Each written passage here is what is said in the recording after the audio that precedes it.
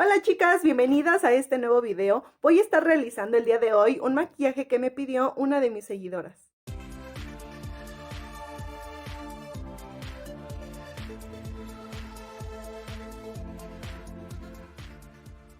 Voy a tomar esta sombra naranja y la voy a estar colocando en la cuenca con una brocha que sea de difuminar pero que sea muy abierta.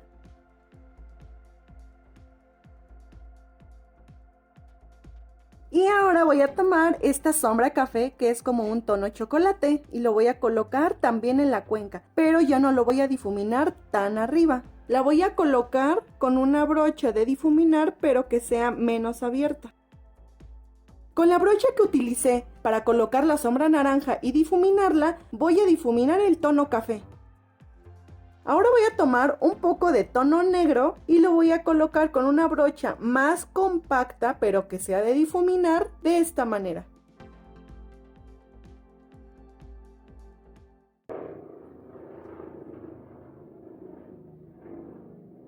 Tenía que pasar un helicóptero ahorita, justamente cuando estoy grabando.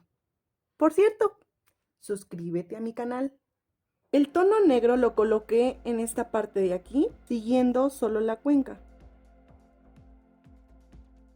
Y lo volví a depositar acá, un poco más cargado. Y va a quedar de esta manera. Ahora, con la brocha con la que aplicamos el tono café, voy a difuminar allí mismo, no lo voy a subir ni lo voy a bajar más. Voy a difuminar el tono café de esta manera. Ahora voy a tomar este tono que es como un tono color oro. Lo voy a aplicar con esta brocha que es más compacta y pequeña.